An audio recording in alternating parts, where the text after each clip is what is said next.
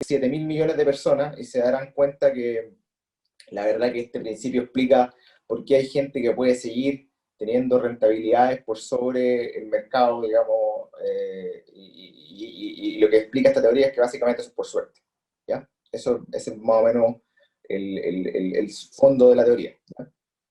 Y por lo tanto, básicamente es imposible ganarle consistentemente al mercado y aquellos que lo hacen tienen suerte o, si no tienen suerte, lo están manipulando. Y eso es súper importante por lo que vamos a ver después. Dale más feliz. Vale, lo anterior implica que cualquier administrador de fondo o asesor que diga que le gana al mercado consistentemente es una de tres cosas. Es suertudo, es mentiroso o es un manipulador. Manipulador de mercado, no manipulador de personas, para que no... ya, en términos prácticos, lo anterior se refleja en que pagarle altas comisiones a un administrador como un banco, por ejemplo, un administrador de fondos de las que ustedes ven en la tele, cualquiera de estos bancos, que maneje un portafolio de inversiones, es un muy mal negocio y es una forma de destruir riqueza, ¿ya? Es una teoría que es ampliamente cogida en el mercado y que tiene una correlación súper grande con los retornos reales, ¿ya? Y ha sido el fundamento para el nacimiento de unos instrumentos de inversión que se llaman ETF, o Exchange Traded Funds. ¿Ya? ¿Qué son los ETFs? Los ETFs es un instrumento que en lo que llegó un genio y dijo, ¿saben qué? Nadie le puede ganar al mercado, siempre tratamos de ganarle al mercado y le cobramos comisiones gigantes a la gente y usualmente nunca le ganamos al mercado. Entonces, no tratemos de ganarle al mercado, empatémosle al mercado. Y eso es lo que hacen los ETF. Los ETF no tratan de ganarle a nadie, sino que tratan de empatar y nada más. Y como no hacen nada más que tratar de empatar, por lo tanto te cobran muy poca plata, ¿ya? Entonces ustedes pueden ver en los gráficos de abajo el performance de un fondo mutuo versus el performance de un ETF. El ETF está en rojo y el fondo mutuo está en azul. La diferencia está dada claramente por una cosa. La diferencia está dada porque el fondo mutuo, la gran parte de la rentabilidad usualmente se la comen las comisiones. ¿Ya? Los fondos mutuos tienen comisiones que van desde el 1% hasta el 10% en términos de rentabilidad, versus un ETF que va a tener una comisión que usualmente es 0,5 o 0,25%. O sea, son sustancialmente más baratos y esa es la razón por la que se explica que los ETF tengan una mucha mejor rentabilidad que el mercado. Así que es un poco el fondo de lo que es el mercado eficiente, ¿ya? En definitiva, el mercado obtiene rentabilidad por sí mismo, los que le ganan tienen suerte, o son mentirosos o son tramposos. Dale nomás, Felipe. Bueno, el beta y el VAR, dale la próxima. La gente que entiende un poco de finanzas les explicará que en general el retorno en finanzas está ligado estrechamente al riesgo, ¿ya? Entonces, cuando ustedes escuchen que una persona les dice, oiga, es que yo le puedo obtener a usted mucho más rentabilidad que este otro fondo, lo que usted tiene que hacer ahí es preguntarle a este señor, bueno, pero ¿cuánto riesgo está dispuesto a tomar usted para hacer esa rentabilidad? ¿Ya? Porque es distinto una persona que dice, ¿sabe qué? Yo voy a comprar oro y el oro me da una rentabilidad de, no sé, 3% al año, versus una persona que dice que va a ir a vender cocaína, que le va a dar una rentabilidad de 1000%, pero se puede ir preso, puede perder todo, en definitiva.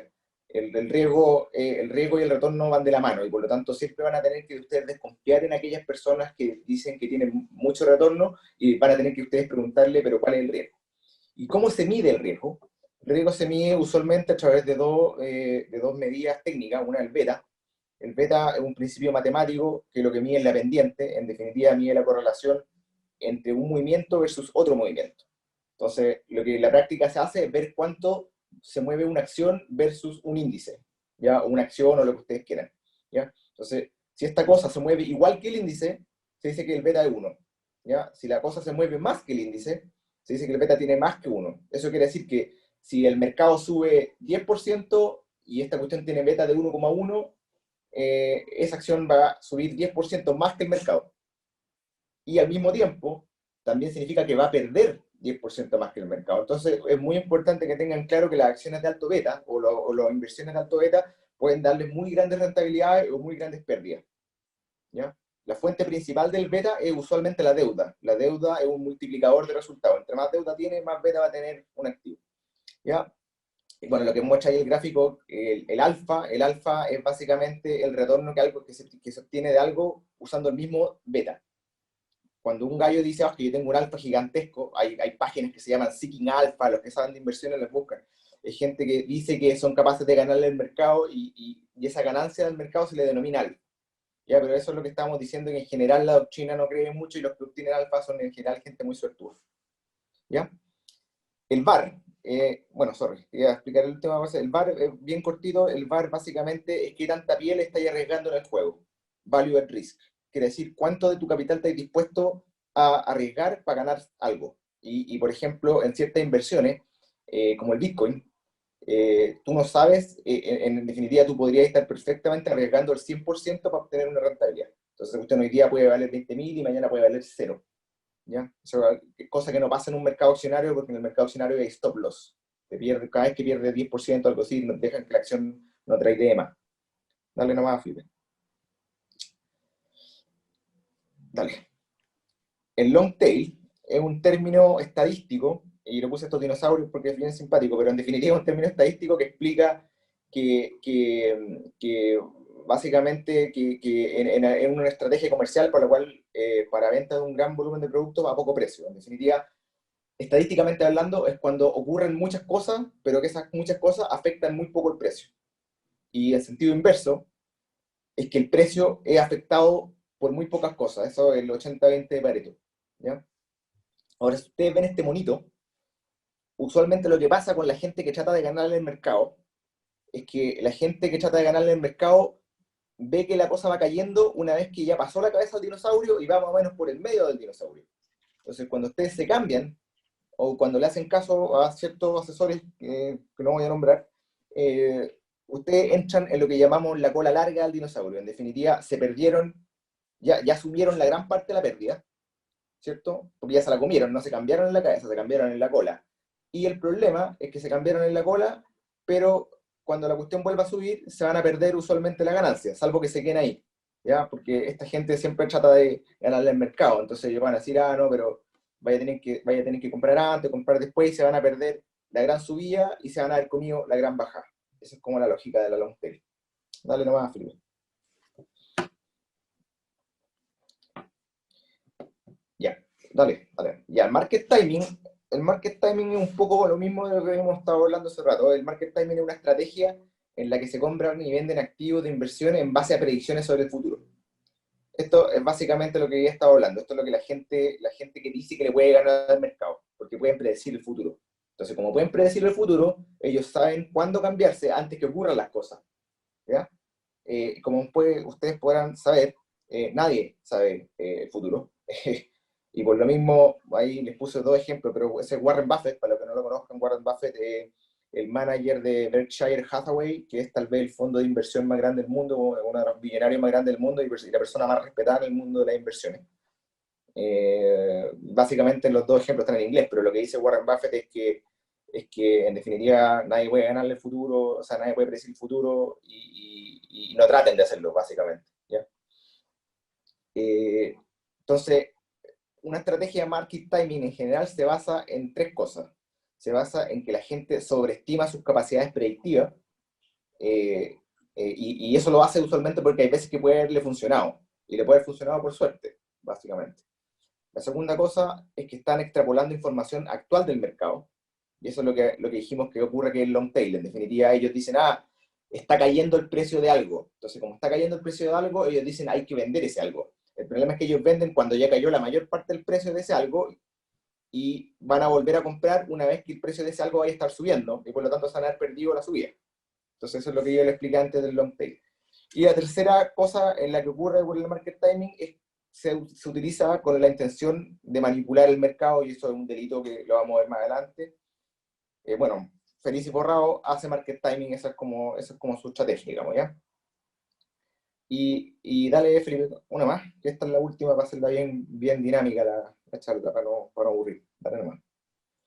Y al front running, y esto es un poco lo que le estaba contando, el front running es básicamente un delito, ¿ya? Es un delito en el que gente utiliza información privilegiada que tienen sobre el mercado para obtener un beneficio antes de que esa información sea conocida por el resto del mercado, ¿ya? Entonces, hay varias formas de que esto pueda ocurrir. Esto puede ocurrir, por ejemplo, yo trabajo en una empresa y yo sé que esa empresa se va a comprar a otra empresa, y yo en mi área de trabajo, por ejemplo, que trabajo en M&A, trabajo comprando empresas, digo, oye, yo sé que mi empresa se va a comprar esta otra empresa y por lo tanto sé que el precio va a subir. Si yo fuera a comprar una acción en ese momento y a enriquecerme a mí, me meten preso, porque eso se llama front running, Ya eso es uso de información privilegiada. ¿Ya? Hay otro mecanismo de front-running que es un poco más burdo, que es derechamente manipular al mercado, darle información al mercado, información que no es real, para que el mercado actúe de cierta manera que me permita a mí ganar algo. ¿Ya? Y esto es el ejemplo que les quiero dar acá atrás. Aquí tenemos un asesor previsional que se llama Gilberto Lorenciani, ya compra dólares en su cuenta personal y después aconseja a sus miles de clientes que cambien sus portafolios de inversión a sabiendas que esto implicará que las administradoras de dicho portafolio tendrán que ir al mercado a comprar millones de dólares de ellos este cambio. ¿Ya?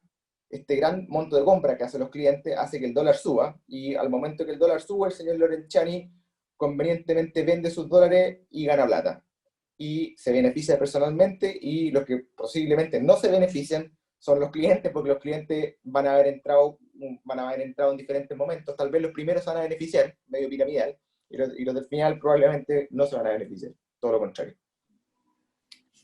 Yo diría que eso es un poco el fondo de los temas que yo quería explicarle antes de que entráramos a la conversación.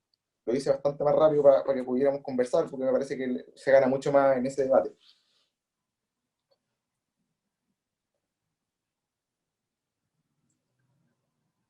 Bien. Bueno, hay algunas cosas que me gustaría fijar también, Nico, en relación a lo que tú acabas de decir. De acuerdo a lo que tú nos has planteado y de acuerdo a la teoría de los mercados eficientes, entonces lo que nosotros podemos deducir es que es imposible ganarle al mercado. ¿Estás de acuerdo con esa aseveración? No, a ver, se le puede ganar al mercado si se hace trampa, y se le puede ganar al mercado teniendo suerte. Es Perfecto, imposible utilizar herramientas intelectuales para predecir el futuro. Eso es lo que te puedo decir. perfecto. Ahora, la crítica normalmente desde la escuela austriaca hacia la economía neoclásica, especialmente la economía keynesiana, precisamente es el uso y abuso de los modelos económicos. En el fondo, Sí, la excesiva matematización de los modelos que en el fondo asumen desde el punto de vista del comportamiento humano, desde el punto de vista del comportamiento económico humano, que es posible de predecir el comportamiento humano, y tenemos enorme cantidad de documentación respecto de este modelo del Homo economicus, que no es tal. En el fondo, personas que toman decisiones económicas completamente contrarias a la racionalidad. Ahora, cuando esto se extrapola, por ejemplo, a un país como Chile, donde el analfabetismo financiero campea, es muy grande, eh, ¿qué pasa con estas empresas que aparentan ser beneficiosas para sus clientes, como el caso que tuviste? Este señor me suena mucho a otro que existe en la vida real, digamos, pero no sí. lo voy a nombrar. Cualquier Pero, coincidencia con la realidad es no, mera coincidencia, yo ese sé es el que disclaimer. es mera coincidencia y no le ganamos al mercado. Pero suponte que eso pasara en la realidad. eh, ¿Cómo nosotros podemos demostrarle a estas personas? Porque yo voy a mostrar unos gráficos enseguida de lo que converso contigo, relativo a un mercado específico de una empresa que hace lo que tú estabas hablando, el market timing. Entonces, ¿cómo las personas que hoy día son en gran parte analfabetos financieros, que muchos de ellos no tienen gran conocimiento, por ejemplo, ni siquiera si sus fondos de previsión social son propios o no, o son expropiables o no, algunos ni Sí. siquiera saben cuánto les cobran las AFP desde el punto de vista del gasto de administración, y de ahí, y suma y sigue. Entonces, ¿cómo nosotros podemos hacerle entender a las personas que este tipo de mercados en el que del que estamos conversando, de alguna manera está haciendo prácticamente, jugando con la ley de las probabilidades nada más? Sí, a ver, yo lo primero que te diría es que tú tenés toda la razón. Hay un analfabetismo financiero absurdo, y a todo nivel, ¿ah? Tú lo veís en profesionales, en médicos. Bueno, los médicos, imagínate, la crisis del 2007 en Estados Unidos se produjo, qué sé yo, y resulta que hubieron muchos médicos que estuvieron llorando, que decían que hoy no, que yo soy un pobre médico, que no sé nada, esta cuestión me estafaron porque invertí en estos fondos de pensiones. Entonces, se da en todos los niveles, y yo creo que eso lo tenemos que combatir, y es una cuestión estructural. O sea, en definitiva hay que enseñarle a la gente economía desde el primero básico para adelante. Lo segundo que hay que enseñarle a la gente, y esto es un problema endémico de Latinoamérica, yo diría que la gente tiene que olvidarse de que existe la posibilidad de ganar plata rápido. O sea, es absurdo, o sea, es absurdo, es estúpido. O sea, te lo pongo de la siguiente manera, si yo soy un periodista, ¿ya?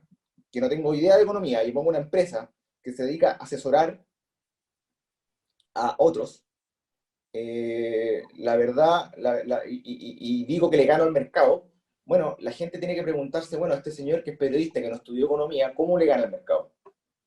¿Puede predecir el futuro? No, no puede predecir el futuro. Entonces, ¿cómo lo hace? Ya, ok. Sentido común, digamos. Y segundo, si pudiera ganarle al mercado, este señor hoy día estaría asesorando a Warren Buffett, no estaría viviendo en Chile, estaría viviendo en Londres, sería una de las personas más ricas del mundo, y no saldría, y no estaría dando jugo, digamos, aquí en la televisión chilena o en los diarios, digamos. Eso, sentido común básico, ¿ya? Este tipo de cosas se ven, no sé, solamente cosa de ver el nombre. En este particular caso, ya derechamente tú lo podías hablar, porque tú veis Felices y Forrado. El nombre ya debería sonar sospechoso, digamos. Y hay cosas más burdas, o sea, no sé si ustedes se acuerdan, pero estaba el caso de AC Inversions, donde mucha gente perdió plata en una empresa que se llama AC Inversions. O sea, la gente, o sea, ni siquiera les sonó como una alarma que la gente ni siquiera fuera capaz de hablar inglés bien para poner el nombre de la empresa, ¿ya? Eh, entonces sí, yo creo que lo primero que hay que tratar de enseñarle a la gente es que no existe la plata fácil, no existe la plata rápida, y que cualquier inversión tiene un riesgo, y entre más retorno, más riesgo. Entonces, cualquier gallo que le ofrezca a usted que va a ganarle el mercado, tiene que entender entonces que usted está tomando más riesgo que el mercado. Entonces, si después usted pierda, no le vaya a llorar a cualquiera que le ofreció la inversión porque usted sabía que está tomando más riesgo que el mercado. Eso es un poco el problema.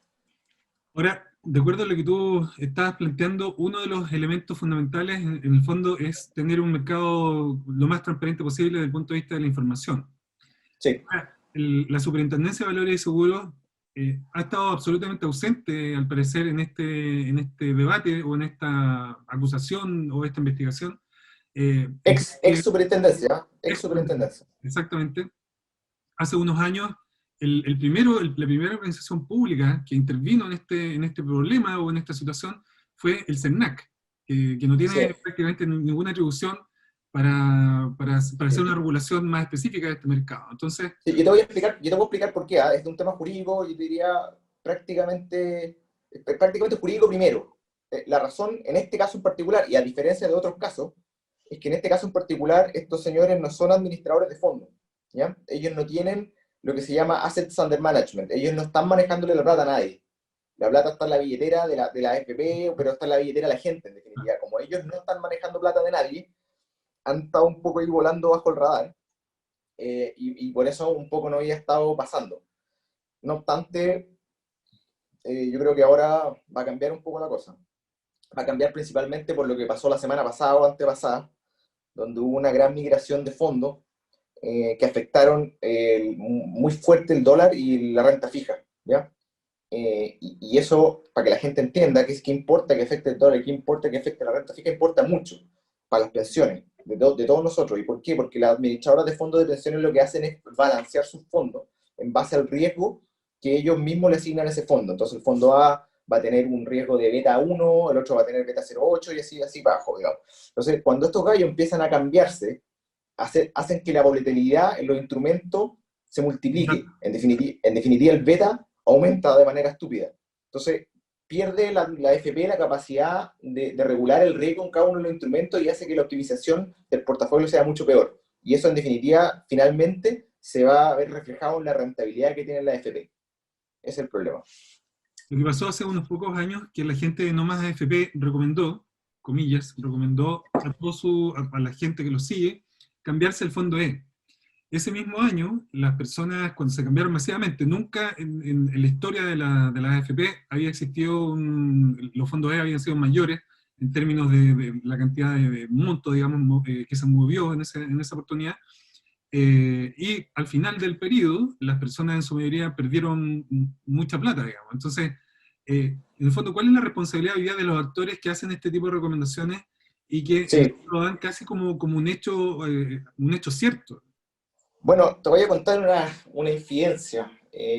Yo trabajaba algunos años atrás en una institución financiera que no voy a mencionar, y participé de la compra tal vez más grande en la historia de Chile de una institución financiera fuera de Chile. Yo trabajé en Estados Unidos en un banco, era vicepresidente de estrategia de este banco, y nosotros nos compramos este banco, y al momento de habernos tratado de comprar ese banco, se demoró la aprobación de esa compra algo así como 3 años, desde que se firmó el contrato de compra-venta hasta que el banco, la Fed, el Banco Central norteamericano, nos aprobó la compra. ¿Por qué?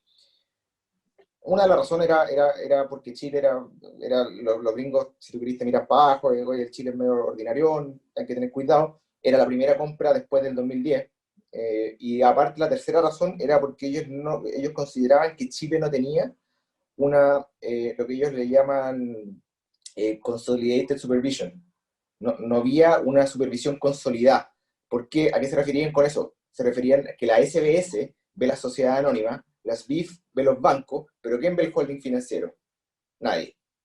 ¿Qué es lo que tuvimos que hacer? Tuvimos que ir a hablar con el gobierno y producto de esa charla con el gobierno se creó lo que hoy día se conoce como la CMF, ¿ya?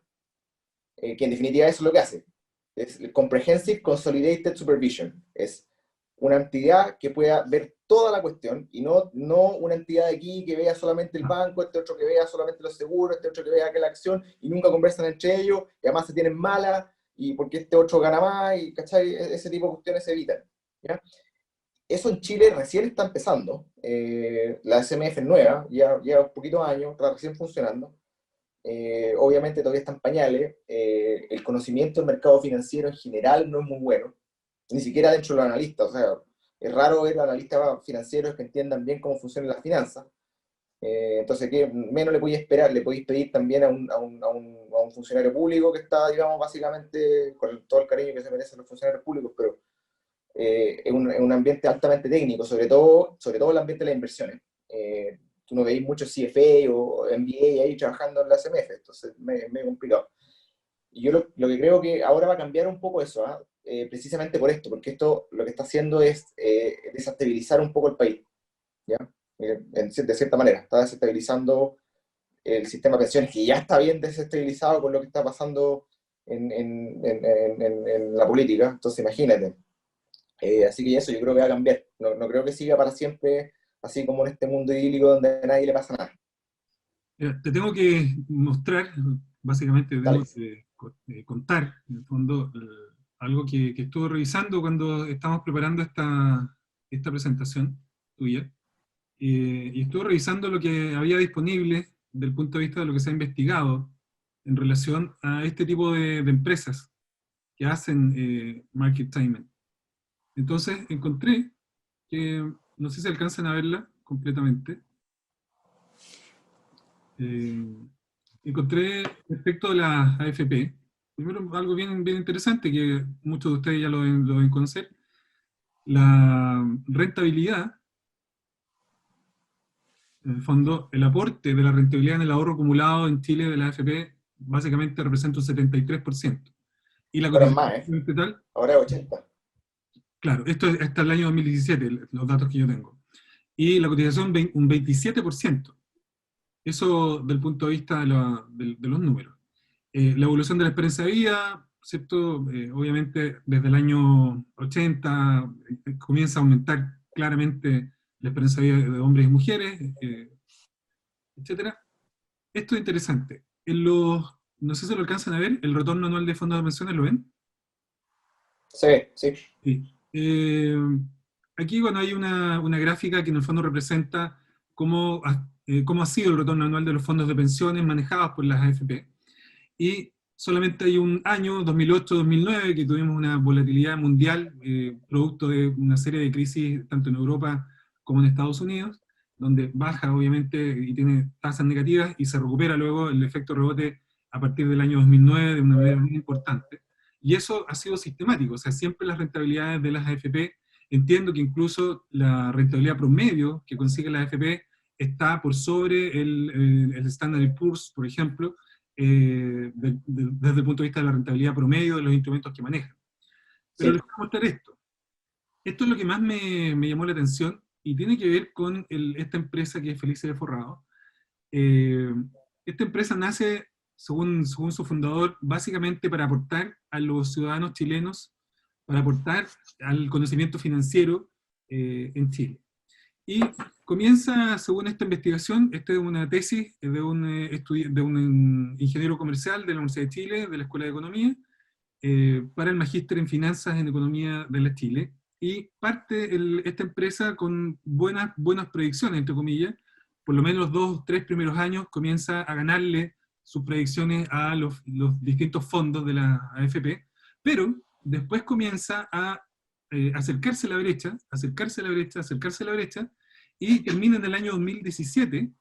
Entonces aparece esta simulación y señala que una persona que hubiese tenido 10 millones de pesos y que no hubiese seguido las recomendaciones de Felice y Forrado, al término del periodo hubiese tenido rentabilidades, por ejemplo, en el fondo A de 56,8% de lo que tenía inicialmente, en el fondo E 53,4%, que incluso le gana a la mejor recomendación de Felice y Forrado, que es de un 51,2%.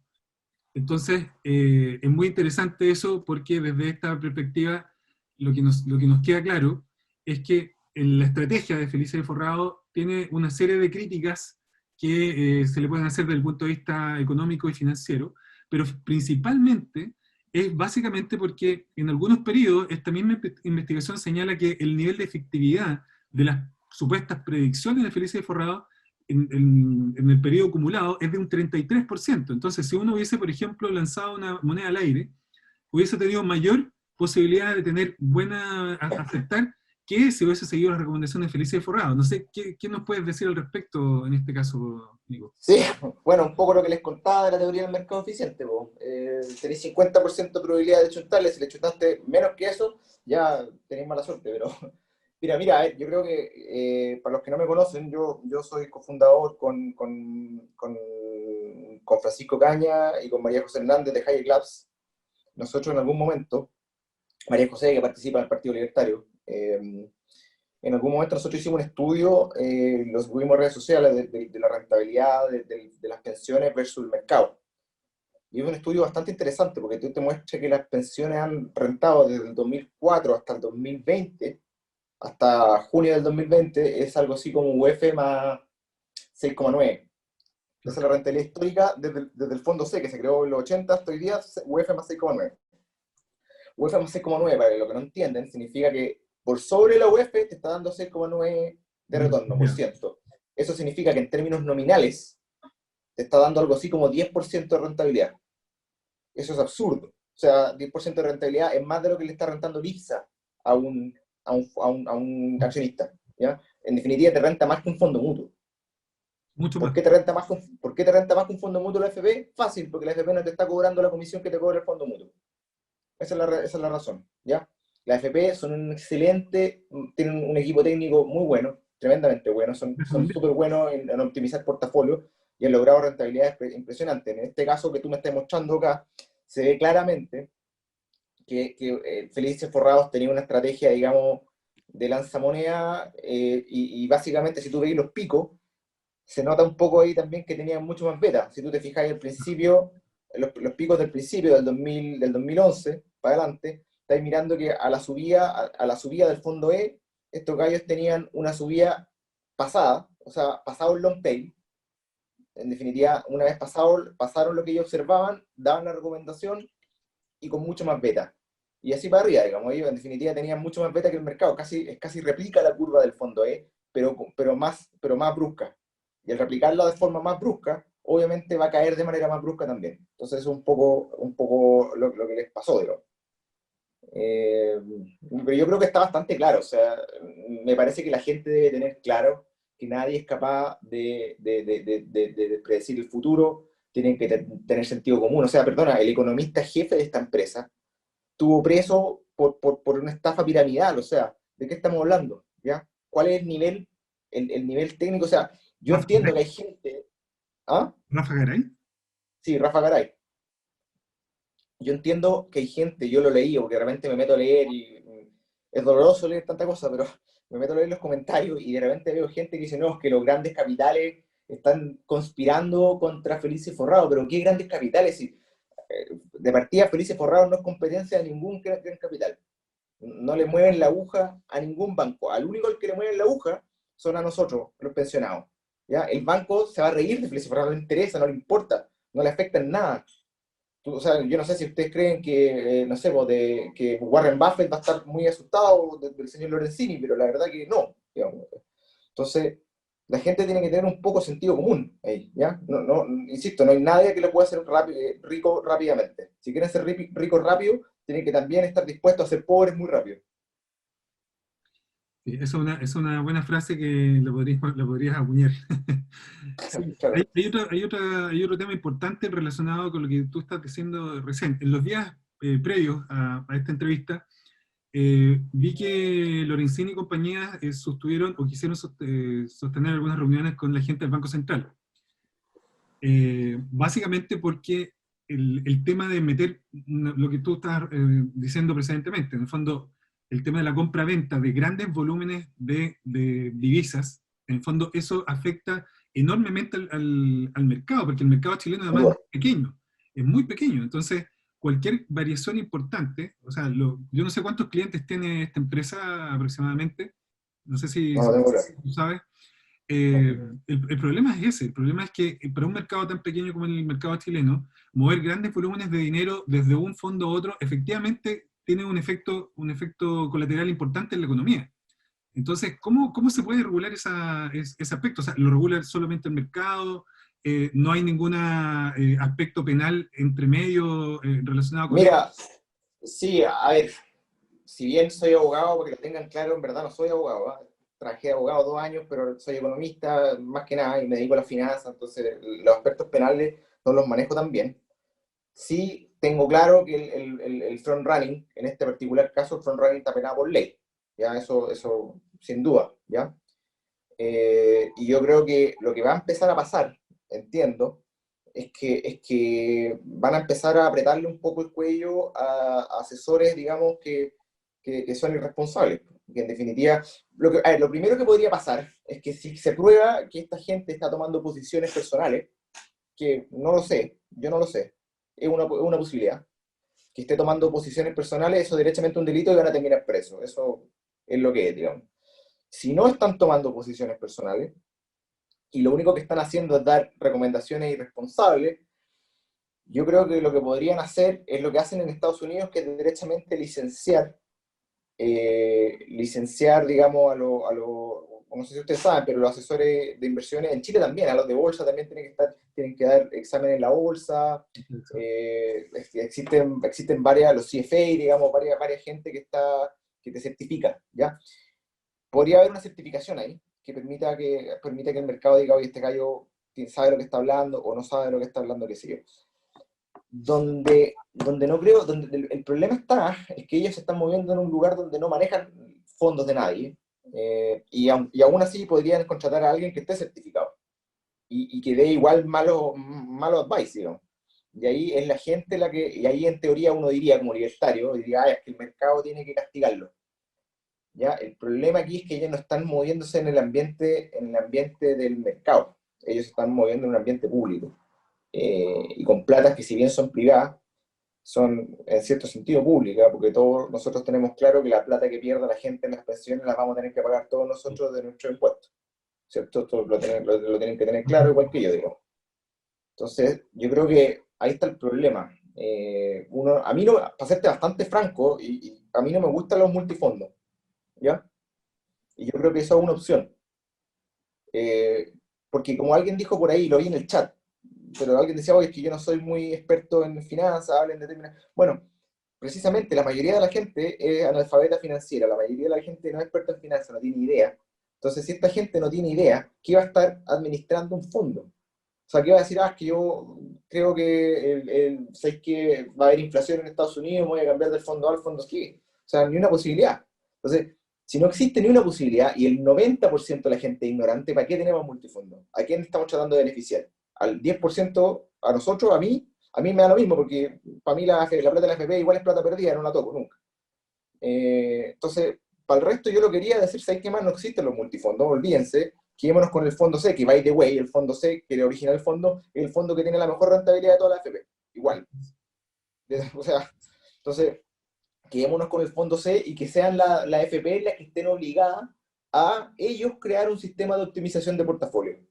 ya hay una cuestión técnica ahí que se llama, que la inventó un señor que se llama Harry Markowitz, que lo que hace básicamente es permitirte calcular el riesgo que estáis tomando por un portafolio determinado. Entonces ellos, los señores de la AFP, van a tener que ser ellos la matemática, decir, ok, voy a tomar un X porcentaje de beta más uno, un X porcentaje de beta más bajo, y qué sé yo, y crear un portafolio optimizado que dé una rentabilidad de UF más 6, digamos, y chao, digamos, y que la gente no tenga la posibilidad de cambiarse. Yo sé que a los libertarios no les gusta, ojo, que es una opinión poco ¿cómo se llama?, amistosa para Desde la parte economía libertaria. neoclásica la estás diciendo, pero somos primos, digamos, no, no somos hermanos, pero somos primos, así que no hay problema. Somos amplios de mente. Digamos, esto es lo neoclásico, lo más de izquierda es los neoclásicos. No, pero quería comentarte otro tema, relacionado con lo que estabas hablando.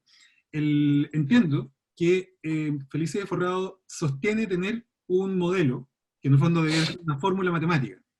Ahora, Sí. considerando que existe un departamento de propiedad intelectual, que esto se puede registrar, ¿cuál sería el problema que ellos pudieran mostrar la fórmula matemática por el cual hacen sus predicciones o sus, digamos, recomendaciones? No voy a hablar de predicciones, pero, digamos, le voy a dar el beneficio de la duda, recomendaciones. ¿Cuál sería el Sí. problema que ellos podrían tener al mostrar para que todo el mundo pueda realmente revisar y académicos respetados puedan hacer la revisión metodológica de cómo ellos llevan a cabo sus análisis? Porque en el fondo hoy día esto es una caja negra que probablemente esté completamente vacía. Eso es lo que yo voy a suponer, porque si alguien me muestra el modelo y yo puedo analizar las fórmulas matemáticas como se analiza un paper científico común y corriente, perfectamente uno le puede hacer observación y puede encontrar que eso tiene algo relacionado con la realidad o no, o predice más o no. Pero ¿cuál sería ese problema? Mira, yo creo que es irrelevante, para serte bastante franco. Yo me imagino que tú sabes, pero está lleno de instituciones serias, la Reinvial, los bancos, qué sé yo, que tienen fondos en las que supuestamente hay un algoritmo matemático de la NASA que en base a 3.000 millones de movimientos puede predecir el futuro. Lo que en realidad hace ese algoritmo es empezar a ver cosas pasadas y en base a cosas pasadas predice cosas futuras, ¿cierto? Y ahí volvemos a lo que les dije yo, que es el tema del long tail. Puede predecir algo, pero va a predecir con un delay. Entonces, lo que está demostrado claramente, y por eso este señor se ganó un premio Nobel, el Samuelson, es que en definitiva ya vaya a poder ganar algo, sí, pero vaya a ganar más quedándote donde está. En definitiva, De todo. la verdad que, sí, la verdad que no, nada demuestra hoy día que los fondos mutuos, incluso los inteligentes, que estos que están licenciados de la NASA, del MIT, que tú es cosa de googlear, los vas a encontrar en todos los bancos y en todas las administradoras, logren tener una rentabilidad particularmente buena. La verdad que no. Por eso hoy día los ETF se están comiendo los fondos mutuos. Y yo creo que lo hablaba contigo antes de la charla, pero lo más probable es que en 10 o 15 años ya no existan los fondos mutuos. O 20 años. Se están comoditizando. Hoy día es un commodity el fondo mutuo. Nadie les cree a los administradores. O sea, hoy día es muy raro ver a alguien decir, oye, ya, voy a tener un fund manager, un administrador activo y lo voy a pagar 10% de mi retorno para que el compadre me mueva mi inversión. Olvídate, esa cuestión es una pérdida de plata gigantesca. Eh, así que si lo revisan, puede ser que estos gallos tengan un modelo, y puede ser que el modelo, no creo que sea el modelo de la NASA, lo dudo mucho. Eh, anda a saber tú si el modelo funciona, pero, o sea, si el modelo, si tienen un modelo, algo va a servir, puede ser que sea menos malo o más malo. Claramente, si tienen un 33% ¿cómo se llama?, de éxito en sus predicciones, no, no muy bueno. O sea, si tienen menos de 50, entonces, o sea, es Claro, la moneda es más derechamente efectiva. burdo. ¿Sí? Claro. La moneda tira del aire más efectiva. Les recuerdo a las personas que nos están viendo en vivo que pueden hacer sus consultas al chat que tenemos aquí en forma interna y yo, en cuanto terminemos la entrevista, las voy a proceder a leer. Eh, otra consulta, Nicolás. Cuando hablamos en este caso de una empresa que en el fondo está orientada hacia un segmento de la población que busca obtener mayores rentabilidades que el mercado, esas personas tienen, bueno, obviamente tú señalaste desde el punto de vista jurídico que esta empresa Felicia de Forrado no está manejando directamente los fondos, sino que hace recomendaciones. Pero aquí hay un tema de fe pública. Y en los temas de fe pública, especialmente si yo solamente pensando en Estados Unidos, violar la fe pública en el caso norteamericano es gravísimo. Una persona por Sí. mentir, o sea, acá por quemar a alguien, lo vitorean, digamos, cuando sale de la fiscalía. Sí. Imagínate mentira, aquí da lo mismo, aparentemente. Entonces, en el fondo, si es que hay algún elemento que de alguna manera está limítrofe con la violación a la ley, está más vinculado con el tema de la fe pública. ¿Qué efecto práctico tiene esto en la persona común y corriente? Por ejemplo, una persona que ha confiado, yo conocí uno que en un chat que señalaba que llevaba, no sé, 20 años apostando a lo que le decía la FP, y de repente se cambió a Felices y Forrado y empezó a tener mayores rentabilidades. Y a pesar de que uno le demostró, o le pudiste demostrar, que esa rentabilidad no es tal porque ajustado con el riesgo, ajustado con el periodo y hecha una serie de ajustes, en el fondo esa rentabilidad no era tal como le habían indicado. ¿Qué pasa con el tema de la fe pública? ¿Cómo se logra mantener la fe pública? Porque en el fondo al final las personas empiezan a desconfiar de todo, de las instituciones que las regulan, de los regulados, Sí. etc. Mira, es un tema súper complicado y en el mundo en el que estamos viviendo hoy día se hace cada vez más complicado por lo mismo que tú decías. Hoy día la gente no cree en nada y como la gente no cree en nada y está cada vez más loca y básicamente de media conspiranoica, yo creo que va a haber un boom de este tipo de estafas y de otro tipo de estafas o de instrumentos alternativos, olvídate, gigantesco. Ya las instituciones más grandes van a estar, yo creo que lo están pensando, es peligroso, ya, un tema sistémico, pero principalmente, para que lo tengan claro, aquí el principal afectado van a ser ustedes. O sea, a ver, los poderosos, no sé, Andrónico Luxi, si el señor amigo tuyo quiere perder su plata en Felices Forrados, bueno, es selección natural, digamos. El problema es cuando son 5 millones que lo que están haciendo es básicamente destruir sus propias pensiones y que después nosotros en 20 años más vamos a tener que pagar las pensiones de vuelta. Ahí es el problema. Yo creo que el problema es que hoy día la gente en Chile es un país donde hay algo así como 19 millones de adolescentes y no hay ni un adulto, y la gente no es capaz de hacerse cargo de sus propios errores. Entonces, alguien en algún momento me preguntó, hace mucho tiempo atrás, creo que en High Class nos dijo, oye, es que ustedes están proponiendo un sistema, pero ¿por qué no dejan que la gente maneje su propia plata, que son fascistas, no sé qué? Y le digo, bueno, yo sería feliz que la gente maneje su propia plata siempre y cuando la gente sea capaz de hacerse cargo de sus propios problemas, y no es el caso. Entonces, en definitiva, al final la gente no confía en nada, perfecto. Si no quieren confiar en nada, perfecto. ¿Qué es lo que pasa en Estados Unidos con las vacunas?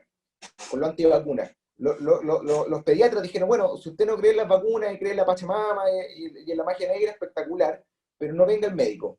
Y si le da cáncer, vaya con su chamán y que el chamán le haga con las hojitas de, qué sé yo, de, no sé, pues de eucalipto y se cure. Y si no se cura y se muere, bueno, selección natural.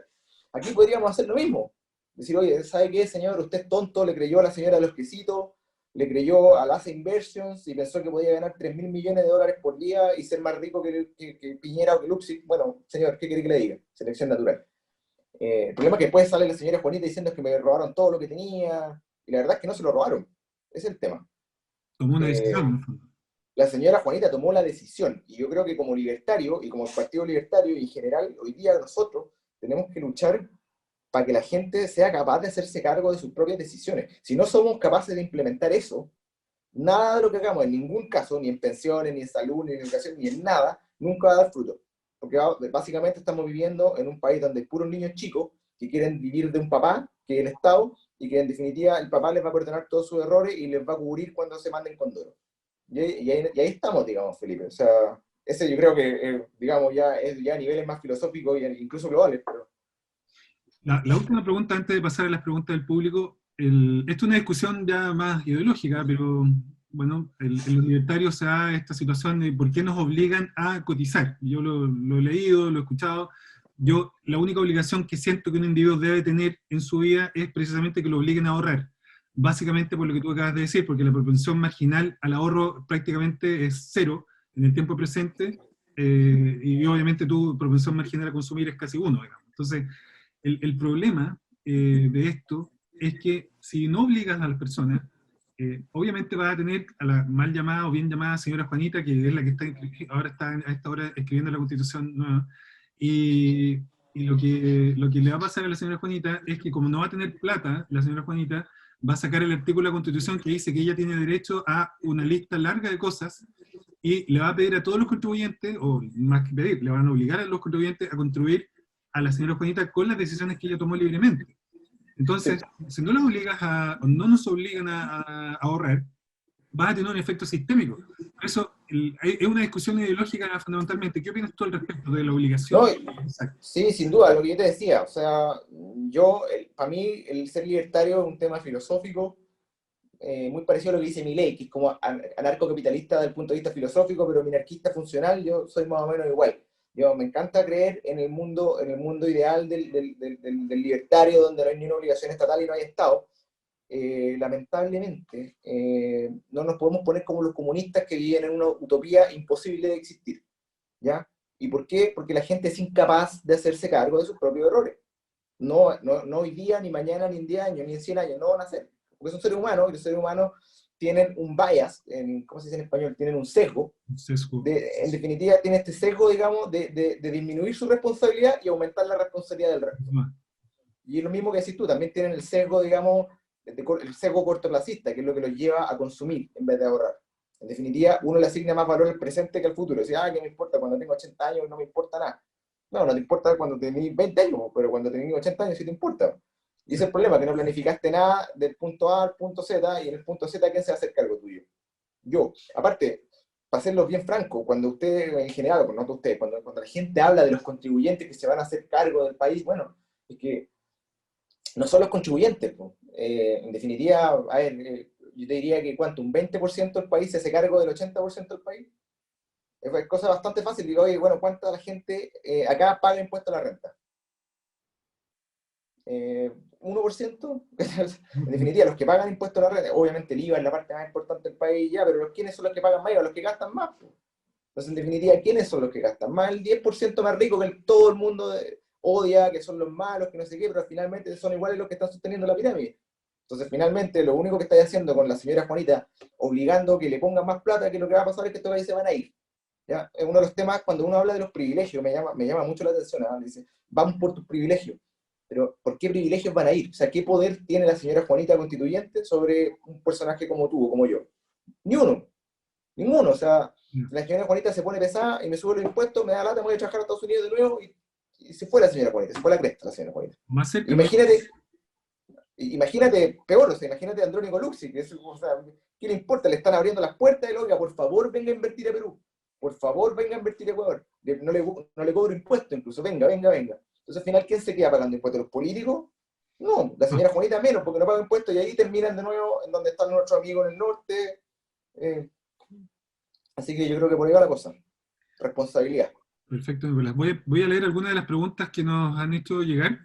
Claro. Hay una pregunta que va un poco más atrás, que es de Sebastián Díaz. Dice Sebastián, ¿y si nadie tiene el poder de predecir el futuro, cuál es el fundamento para justificar que las AFP van a tener mejor rentabilidad? ¿Por qué deberíamos creer a alguien como el mejor para manejar los fondos?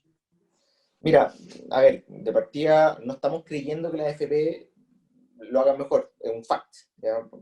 ¿Y por qué es un fact? Es un hecho que lo hace mejor. Es un hecho que lo hace mejor porque en definitiva es muy distinto decir que uno puede predecir el futuro al pie a decir que uno puede tomar ciertos antecedentes del futuro, ciertas cosas que están pasando hoy día para obtener una ganancia marginal. ¿Qué es lo que están haciendo las AFP? De hecho, si tú lo ves de una manera clara, las AFP tienen hoy día una rentabilidad casi a la par que el S&P 500, que es 7% en 30 años. ¿Por qué? Porque el fondo A, el fondo B y el fondo C invierten la mayoría de sus cosas en Estados Unidos. Entonces, lo que hace la AFP, por ejemplo, en ciertos casos, no es predecir el futuro per se, sino más bien tomar decisiones informadas. Y por eso a veces pierden. ¿Ya? Por eso, finalmente, como dices tú, Felipe, en algunos años, en el 2013 creo que perdieron, creo que el único año en que han perdido. Hay veces que ganan menos, hay veces que tienen retornos más chicos, pero en definitiva lo que trata de hacer la FP es empatarle al mercado, no ganarle al mercado. Y lo hace bien, y lo hace perfecto, y le empata al mercado. Entonces, cuando te digo que le gana a los fondos mutuos, no es que le gane el mercado, los fondos mutuos no son el mercado, el mercado es la bolsa. Y la FP empata con la bolsa. Los otros compadres lo hacen peor que la bolsa porque te cobran comisiones más grandes. Esa es la diferencia. Sí. Bueno, perdona, y para complementarte, dices, y bueno, ¿y por qué confiamos en la FP? Bueno, no confiamos en la FP, confiamos en la gente que está detrás de la FP, que son tipos que tienen décadas de estudio, o 20 años de estudio y que 30 años de experiencia profesional y que podrían irse a trabajar a cualquier lado del sector privado. Y como libertarios nosotros sabemos que los mercados son eficientes y los mercados asignan el valor de una persona de buena manera, y por lo tanto si el mercado dice que esta persona es capaz de ganar 10 palos, porque el tipo toma excelentes decisiones analíticas económicas y las AFP piensan que ese tipo va a tomar lo mejor para él, mejor para nosotros, digamos. Entonces, en las AFP están trabajando gallos buenos. ¿Qué prefieren? ¿Darle la plata a gallos buenos, o que manejen tu plata de buena manera, o darle la plata a un chamán que te pueda predecir el futuro, o un tipo que no estudió nada, o a la señora Juanita, que tome decisiones de inversión en base a lo que piensan los vecinos, digamos, no sé. Esa es la otra opción, digamos, uno usar la razón y la otra usar así como una especie de democracia. Imagínate cómo lo diría. Mira, hiciste que me acordara de una entrevista que no había visto, ¿eh? Y que me mostraron hace un tiempo atrás, que estoy tentado a mostrarla ahora, pero por el tiempo no creo que la muestre, que es la de José Piñera con Astorga.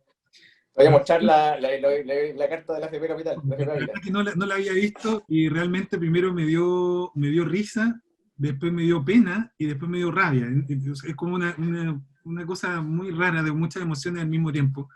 Y la rabia después pasaba a la risa, un poco eso, lo digo por una pregunta que voy a leer ahora, pero tiene que ver en el fondo con que, mira, una persona nos pregunta, Gustavo Polier dice, si no hay educación en el chileno para ahorrar ni cultura para autoimponerse cuando trabaje en forma independiente, ¿qué futuro nos espera? Dice, las AFP han hecho bien su pega y ¿de qué vale eso? Pero aquí yo quiero adelantarme un poco a tu respuesta, que no sé cuál va a ser, pero mi respuesta a esto es que las AFP lo peor que han hecho es explicar qué es lo que hacen. Sí.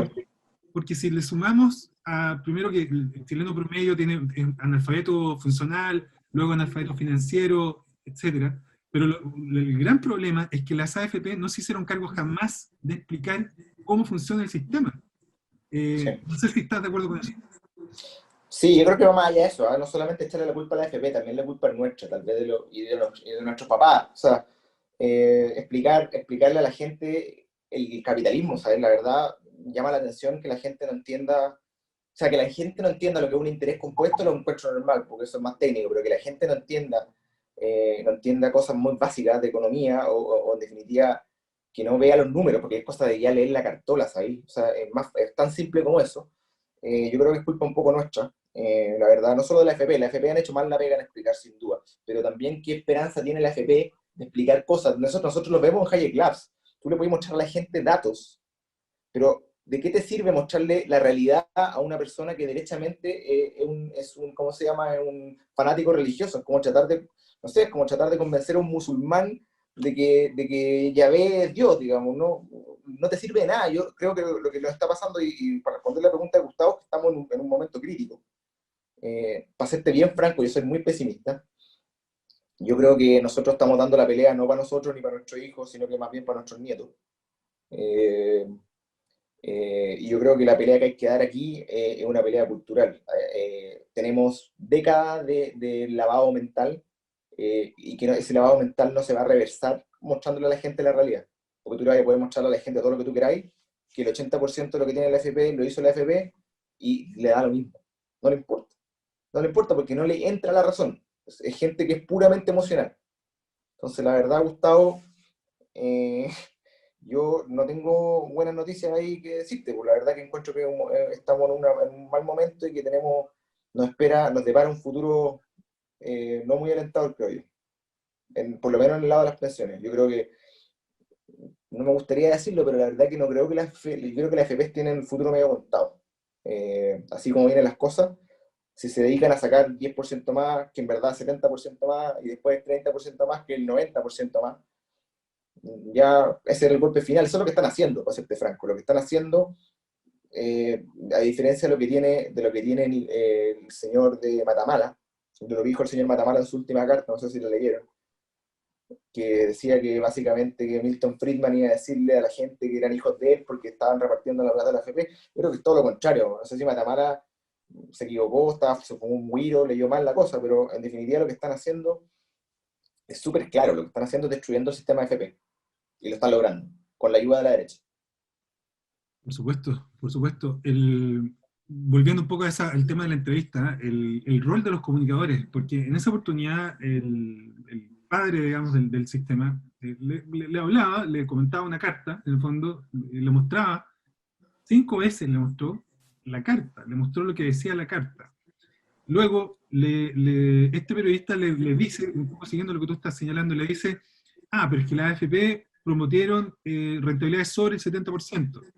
¿Ah? Entonces él lee la carta nuevamente y sale 76% en rentabilidad. Entonces él le pregunta, le retruca el periodista, entonces le dice, a ver, ¿cuánto? ¿76 es más o menos que 70?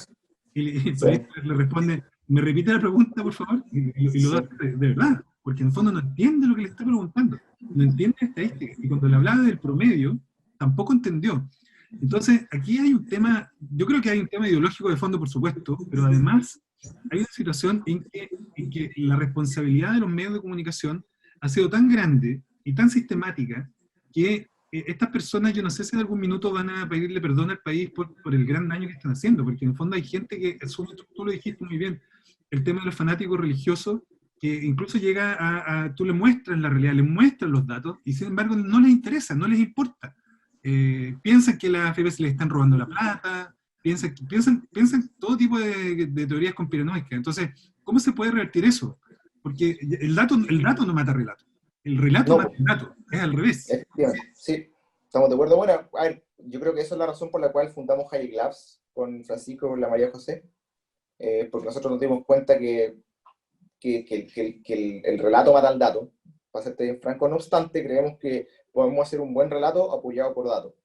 A diferencia de Fundación Sol, que hace un relato apoyado de mentira ya derechamente, o de cherry picking, que te muestra como la mitad de la curva, no te muestra la curva completa.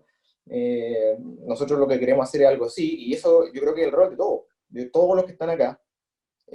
Vamos a tener que ser básicamente evangelizadores de la libertad, y nos va a costar, y va a ser un camino largo. Y pregúntale a los venezolanos que llevan 30, 40 años en la misma tontera.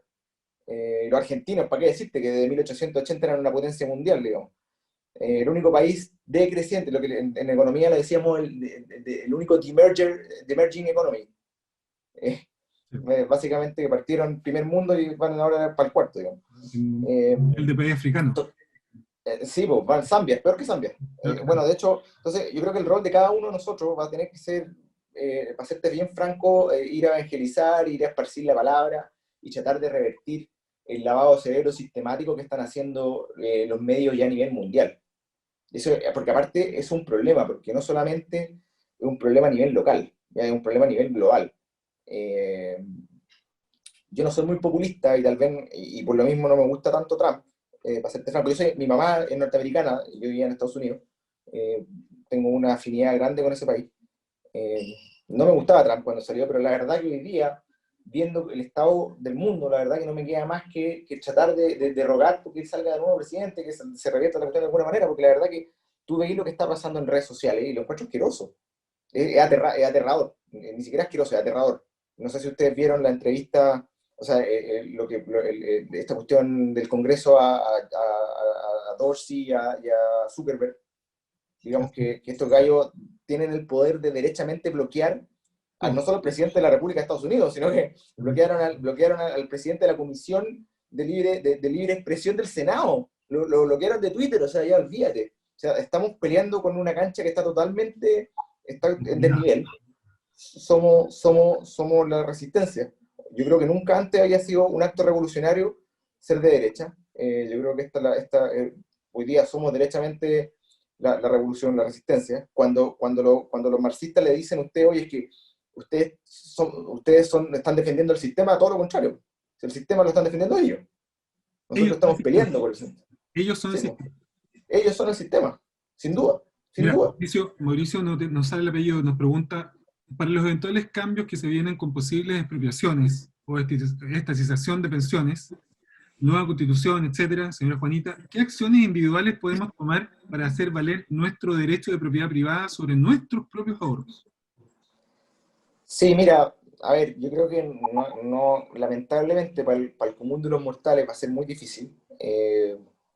Si bien, a ver, no me gustaría decir si es que les dan la oportunidad saquen la plata, porque yo sé que eso va a perjudicar al sistema, pero la verdad que saquen la plata, porque finalmente la va a sacar todo el mundo igual. Sobre todo si es sin impuestos, saquen la plata, inviértanla en algo donde no le puedan expropiar la plata. Es bastante fácil. No es tan fácil, es más fácil decirlo que hacerlo. No soy muy amigo del Bitcoin, Si bien mi mejor amigo es básicamente un evangelista gigante del Bitcoin y me lleva molestando décadas ya con el tema, pero yo creo que es una opción, digamos, ¿ah? Si tenéis la posibilidad de meter la plata en un wallet que no puede ser robado por el gran hermano, no lo veo como una mala idea, ¿ya? Sobre todo si le podéis mover de Chile a Estados Unidos o por ahí, digamos. ¿Y qué otra opción podía hacer? A ver, una opción que no hagas es no inviertas en bienes raíces. Nadie, que no, por favor, no se le ocurra invertir en bienes raíces en este momento. Exacto. Eh, yo creo que lo que tienen que hacer es tratar de estar lo más líquido posible. Líquido significa tener inversiones que sean rápidamente convertibles en caja, ¿ya? No se compren autos caros, bueno, eso está de más, ¿ah? Es la típica cuestión que nosotros mismos no cumplimos, pero no se compren autos caros, ni relojes, ni tonteras. Traten de estar lo más líquido posible en instrumentos de inversión que no tengan que pasar por un middleman. Un ETF. Traten de meter la plata en un ETF, déjenla ahí, olvídense que existe y cuando sea el momento, si es que alguna es el momento, sacan la platita y sería, digamos. Mauricio también pregunta, ¿cómo ves el retirar el 10% para reingresarlo en la cuenta 2? Sí, una buena opción, es que ahí caí en el mismo lugar, pues si te expropian lo de la cuenta uno y va a morir la AFP, ¿qué hay a hacer con la plata de la cuenta 2? Si es que no te la expropian, digamos. Si no te la expropian, finalmente igual se va a cerrar la AFP. Entonces la AFP no se va a mantener meramente como un administrador de cuentas 2, porque finalmente no sé cuánta plata hay en la cuenta 2, pero me parece que no es suficiente para mantener los gastos de administración que debe tener la AFP, ¿cachai? Entonces, a ver, si bien en estricto rigor me parece bien, porque la cuenta 2 es bastante buena y tiene una súper buena rentabilidad, en la práctica yo creo que finalmente igual lo voy a tener que sacar de la FP, ¿ya? Ese es el tema, digamos. Si pueden, tal vez una opción muy buena son los APB. ¿Y por qué es muy buena? Es directamente porque no pagáis impuestos. Ahora, si ustedes están, y eso tal vez es más relevante para la gente que está en los puntos más altos de ingresos, que las tasas marginales de impuestos van subiendo. Si ustedes no están en las tasas marginales de impuestos muy grandes, o si ustedes le hacen devolución de renta, no están afecto impuesto a la renta, en verdad, lo mismo, saca la plata donde sea y métela donde queráis, pero ojalá no en la FB, porque yo creo que no va a tener buen futuro eso. Otro tema, alguien nombraba aquí la fundación Troll, pero entiendo que no es la Troll, sino que tiene otro nombre. En esa fundación hay un economista, que yo lo escuché Sí, el otro lo día, conozco. y la Una- verdad, una- un apellido alemán, pero del alemán, de la RDA, digamos, de ese alemán. sí, de Alemania del Este, de Alemania del Este. Sí. Sí, y la verdad que cuando escuché a este economista, creo que ojalá sea economista, él decía una cosa que realmente se me pusieron los pelos de punta. Él dijo que los sistemas de reparto no eran tan malos y que habían algunos muy buenos ejemplos en el mundo. Entonces, los periodistas que lo estaban escuchando, que eran de un canal de televisión abierta, canal, no sé si Red Televisión o algo así, asentían, decían que sí. Y nadie le contrapreguntó absolutamente nada. Y la verdad es que es impresionante la manera, porque los sistemas de reparto están todos en bancarrota en todos lados, digamos. Sí, sin duda, sí. No lo que funciona. O sea, una persona que medianamente lee la prensa debería entender que eso es así. Sin embargo, estos periodistas no le dijeron absolutamente nada. Yo creo que con suerte deben saber qué es el sistema de reparto. En una frase, ¿cómo tú defines el sistema de reparto?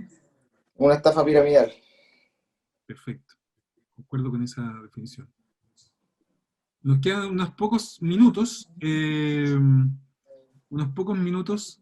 a ver si alguien más quiere hacer alguna pregunta antes de que vayamos a cerrar. Estamos acá con Nicolás Riquelme, abogado experto en el tema financiero, en Ex finanzas, abogado. ex Ex abogado, abogado. ex abogado actualmente financiero, digamos, de oficio, financiero de oficio. Alguien pregunta, me llamó la atención el caso de la CMF, dice, ¿se podría decir que la creación de burocracia pública como la CMF puede beneficiar el comercio internacional? Sin duda, porque, a ver, nosotros sabemos que para que el mercado opere, el mercado libre, la oferta y la demanda, tiene que haber simetría de información, ¿correcto? Para que exista simetría de información, tiene que haber una regulación. Los seres humanos son tramposos y son malos por definición. ¿Ya? El que puede hacer trampa va a hacer trampa.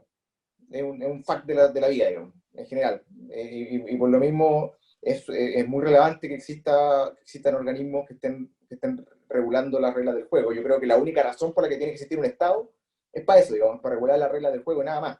Que exista la CMF en general, es mejor que exista las BIF y la SBS separadas, digamos, porque en definitiva estáis haciendo una sinergia. Yo me imagino que podéis echar secretaria, por todo el respeto que me merezca la secretaria, pero podéis cerrar oficina, podéis hacer ahí un montón de sinergias. Ojalá que hicieran lo mismo con los ministerios, po, y que tuviéramos 3 ministerios en vez de 25.000 ministerios. Así que sí, no, sin duda el tema de la CMF es muy buena. Y en general, dentro de todas las cuestiones públicas, yo diría que la CMF me merece todo el respeto del mundo. Son gente buena, ahí no hay primos, hijos de políticos, son profesionales, hay la mayoría, muchos compañeros míos de la Católica, gente bastante decente, diría. Axel Kaiser, Johan Lester, esta es la última pregunta, nos dice, ayer mencionaba que el Banco Central Independiente posiblemente será el próximo bastión a liquidar después de la AFP, probablemente, Sí. ya sería el término de la civilización chilena. Exactamente. ¿En qué nos afectaría? Pregunta. Sí, no, yo creo que lo dijiste muy bien. El fin del Banco Central significa que mejor inviertan su plata en pasajes para Panamá, yo creo, o Uruguay. Bueno, los que no saben, el Banco Central cumple varias funciones, muy parecido a Estados Unidos. La primera función es una función regulatoria. Regula de cierta manera la industria bancaria y en general el mercado financiero. Bueno, hay un tema teórico de fondo que se llama el trinomio imposible de la economía. En definitiva, uno puede regular el tipo de cambio, puede regular, si tú querías, la libre entrada de inversión extranjera y puede regular la inflación, la política monetaria. Entonces, esas tres funciones las cumple el Banco Central. Pues el Banco Central es el que básicamente está ahí regulando el tipo de cambio, está regulando la inflación y está regulando también la entrada de capitales a través del Comité de Inversión Extranjera. Entonces, bueno, si tú me decís, oye, ¿qué pasa con la democratización del Banco Central? Porque no lo van a cerrar, ¿eh? No se van a poner anarcocapitalistas. Y mis amigos Bitcoin anarcocapitalistas también quieren que cierre el Banco Central. Sí, aquí no lo van a cerrar, aquí no lo van a cerrar, aquí lo que van a hacer es derechamente democratizarlo, que en términos generales significa que lo van a poner a tomar deuda de manera estúpida o derechamente imprimir plata. Y para los que no lo tengan claro, yo creo que la mayoría pues lo tienen claro, imprimir plata, inflación es un impuesto, y es el impuesto más fácil que puede poner el Estado. La manera más fácil que el Estado te puede poner un impuesto es imprimiendo plata. Más difícil de controlar. Es la más difícil de controlar y no tiene que hacer ningún tipo de recaudación, es inmediata, digamos. Así que no, es una catástrofe, sería una catástrofe gigantesca, para que lo tengan bien claro. Perfecto. Le quiero agradecer a Nicolás por esta presentación, por esta conversación tan interesante que hoy es muy pertinente para lo que está viviendo nuestro país. Esperamos que este tiempo que nosotros estuvimos sea un aporte para que algunas personas que hoy día tienen dudas respecto a la decisión que tomaron en octubre pasado, ojalá no la vuelvan a cometer en abril del año próximo y piensen que acá está más que cualquier cosa en juego, está su vida, su libertad y su propiedad. No sé si nos quiere decir unas últimas palabras, Nicolás, antes de terminar. No, muchas gracias por la invitación, muchas gracias Felipe por moderar y gracias por el interés. Ojalá, bueno, en la presentación está mi correo, si me quieren escribir. Me interesa mucho que la gente aprenda, así que estoy súper abierto a contestar preguntas fuera de la reunión y qué sé yo, ningún problema. Muchas gracias a ti, muchas gracias a todas las personas que nos han escrito al chat. Hay gente, Johan por ejemplo dice que esta reunión ha sido muy superior a lo que creí ver, así que también agradecido a todas las personas que nos han escrito. Después la vamos a subir a YouTube y la vamos a sacar todas las partes donde criticamos al Partido Comunista, Rosana Miranda, etcétera, se las vamos a sacar. Y F también, no sé qué vamos a poner ahí. Y bueno, agradecerle también a todas las personas que están mirándonos, a los que nos han ayudado a distribuir y hacer ver esta conversación del día de hoy. Le dejamos invitado nuevamente también a la gente de Hayek Labs a esta instancia que hace el Partido Libertario para poder difundir las ideas de libertad que hoy día no están defendidas por nadie, por la derechita cobarde que se entregó completamente en octubre del año pasado, no están siendo defendidas, sino que por las personas, por los libertarios de Chile. Así que, síguenos en redes sociales para los que les interese el tema. ¿Cuál es la página? Hayek Labs yo creo que Hayek Labs en Instagram, ahí llegan fácil. Perfecto, perfecto. Muchas gracias, Nico, muchas gracias a todos y nos vemos próximamente en esta entrevista del Partido Libertario. Muchas gracias. Suerte, que vayan. Chao. Chao.